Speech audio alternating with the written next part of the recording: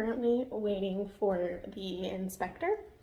But I just thought I would walk through this because I know this is something that used to make me really anxious, but this is my third time having to do this because this is my third new space. So this is my new space, my most recent one. I'm gonna have furniture out here. It just hasn't come yet.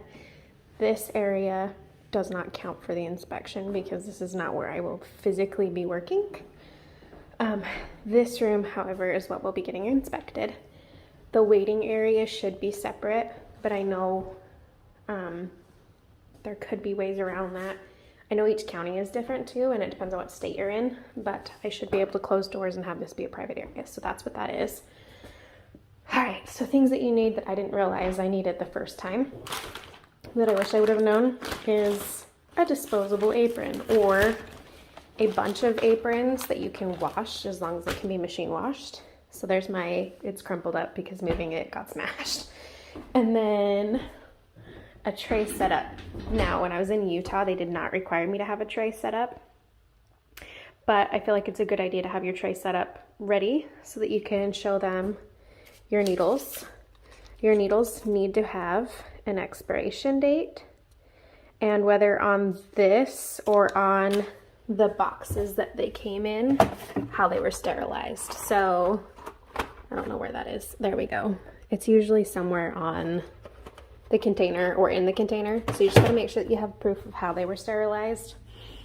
If you use any pre-draw, same thing, sterilized in a container, disposable. Your needles have to be disposable. Oh, and then going on needles, you need to have a container and green soap or some type of soap that is actually like antibacterial. This soap is a tattoo. I mean, you can use it for whatever, but a lot of tattoo artists use this soap because it's good for that. I can't remember what specifically. I'll have to get the list out again. But you do need to have green soap. You need to have antibacterial hand soap. You need to have a disinfectant that is right there. OSHA bloodborne pathogen standard for HBV and HIV, tuberculocidal, virucidal, fungicidal. It needs to be all of those things, and they will ask you. I've been asked on every single one. Sorry, just making sure she's not here yet. How long this needs to stay wet. This needs to stay wet for at least 2 minutes on the surfaces that you're spraying. You do need to be able to spray your bed, your chair, your lamp, anything that you touch while you're working, essentially. You need to be able to spray enough on there, wipe it down, and it needs to be able to remain wet for at least 2 minutes for it to work. And I've been asked every time I've done this, that question, how long it needs to wait. That wasn't her.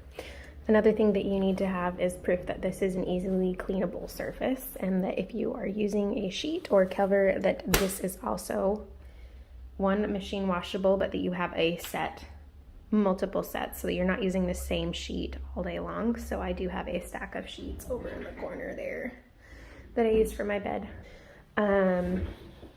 Not all states require you to wrap your machine. I wrap my machine anyway though, because my machine's cute and I don't want I don't want ink getting up in there. You need to have your bottles, if that'll focus. Your bottles need to have an expiration date and proof that they were, so you need to have their lot and number and all that stuff on it. And proof that these were also sterile and that they're clean and whatever. You need to have gloves. Preferably the nitrile gloves. A lot of people are allergic to latex. You need to show that you have disposable cups to put your ink and numbing creams in. You need to have your numbing creams. You need to be able to prove that they are safe for use on your face. Pretty much anything that you use. You do need to have your client forms. I think most states require just this section here. I think to save your butt, you need to have the full, oh, I don't have my, yeah, I do. Yeah, the full 2 pages here. It's like if you want one of these, I actually got this from someone on Etsy. She put my logo on it for me and made the changes I needed. I'm not good at this stuff, so I paid her to do it. It was like $15 and worth every penny. So if you need that, I will give you her information, but I think she's here, so give me just a minute. Another thing that I have been asked twice for, I don't know if all places use it, but I also got this from the same person I got my slips from, PMU Records. It is for your inks that you use, who you used it on, I should block out those names, and what bottle, procedure, expiration date, all of that stuff, so that if there is a recall, you are able to contact that person and contact the health department and let them know. You do have to let them know. So another thing you have to have is your certification that you've passed. There's another one I've got over there that I've done. You also need to have your bloodborne pathogens training, which you can do this online. If you just look up, that's where I got mine, bloodbornepathogentraining.com. And it'll have that information there for you.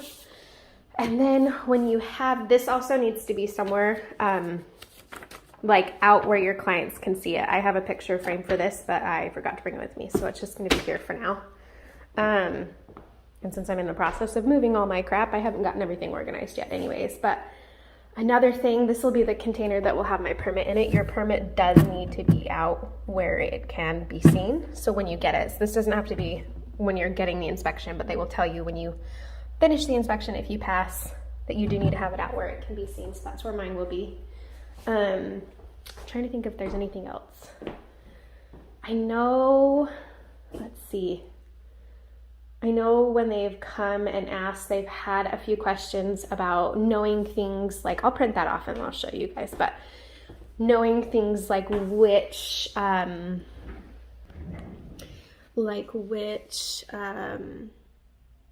contraindications. So like you can't work on someone with boils or yellow eyes or, you know, like rosacea or an active breakout or any type of irritation on the skin. You can't do that. I know I've been asked that a couple of times.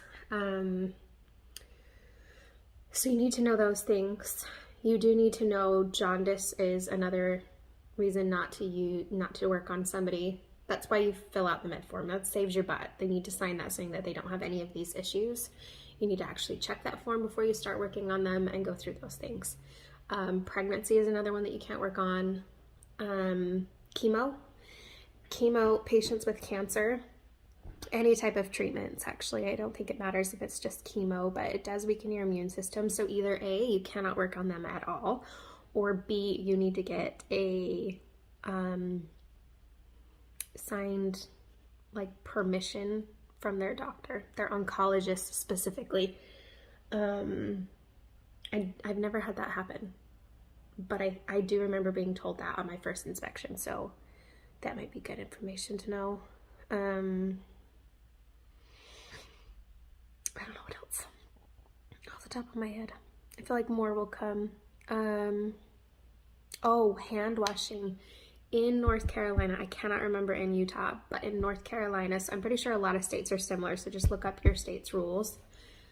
Hand washing, the first initial time you wash your hands, it is 5 minutes. You need to scrub with you need to have both of these. You need to have an orange wood stick or like a non-disposable one and something you can clean it with, and a nail scrubber. Did I even get that in the shop? That right there. I have this right here for that. I do use Barbicide to keep my stuff clean. And you will need to show them, most likely you will need to show them that, oh, you do need to have your container in a cabinet or in a closed container. I don't have this stuff in closed containers right now because I still have not gotten all my furniture. So right now, it being in the cabinet is totally fine. It just needs to be closed and not open to exposed air. I think anything else. Oh, they may or may not ask you for your sharps container disposal. So you do have to have a sharps container. You can get these on Amazon. Some places, North Carolina is not one, but some places do require you specifically to drop those off at only certain places. Some places will let you just chuck them, like especially if they're a small little container like that. Once the cap is on, it cannot be taken back off. So don't be cool like the girl I was trained with. She was super cute. She thought that she could just close that and open it later so that like the stuff wouldn't fall out when we were coming back the next day, and she closed it and ended up having to order a new one because she can't reopen it. But just making sure. But some places will take them if you do have to have like a biohazard drop-off place. I think some places that'll take them is like Walgreens, and most clinics will, most hospitals will. Like if you have a regular physician that you see, like ask them if it's okay if you drop that off there. Oh yeah, you need a garbage can that you don't have to touch with your hands. There's that little pedal at the bottom. So that's another good thing to do. Oh, that has a lid as well. The lid is important. I think that's pretty much it. I do know that form that you keep, keeping track of your bottles. Let's see. I think they do want it on the bottle how it was, which like Evenflo and Permablend, like your main brands do. So don't buy brands that don't have that information available to you. Either available to you by the box or available to you from, there we go, on the container itself, because you need that information, and it is better to save your butt. These are really good quality pigments too. I can't get that to peel. Yeah, you get the gist. You need to have proof that they've been sterilized. It just needs to have proof that these are good, safe, clean, or whatever. You need to have hardwood floors. You cannot have carpeted floors. Or it doesn't have to be hardwood, it just has to be a hard floor. Like a non-absorbent. Oh, they're painting, so they're painting the house, so it's like, I keep getting distracted. Anyway, I think that's it. You need to have good lighting.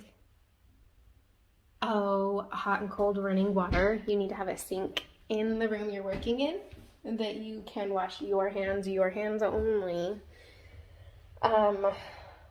That you can wash your hands and then not have to touch anything to get to your patient. So you cannot say that like your bathroom sink counts, because it doesn't. It is not in the same room, therefore you will have to touch doorknobs, whatever, to get to your client.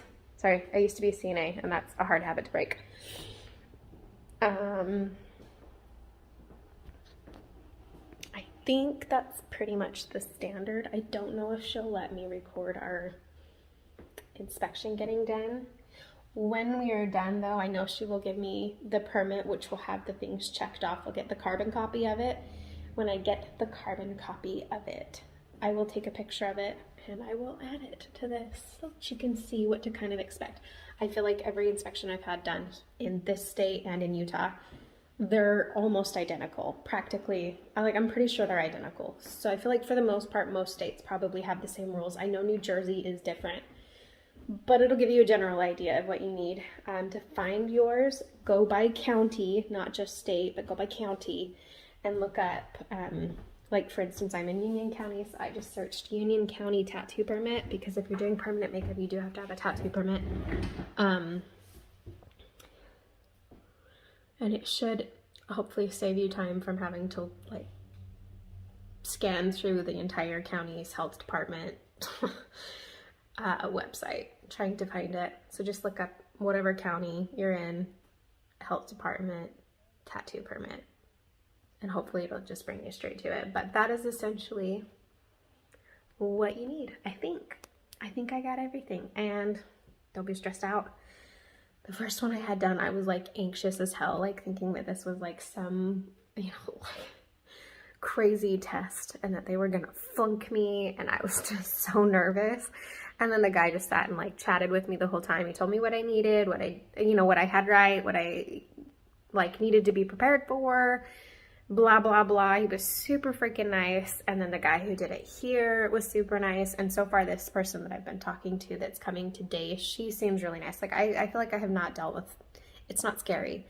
And if you don't pass, it's not the end of the world. You can just reschedule, fix what they asked you to fix, and then they will come and pass you. Like, don't stress out about it. I know I was like super nervous, and I wish somebody else would have like told me that it was fine, but it's fine.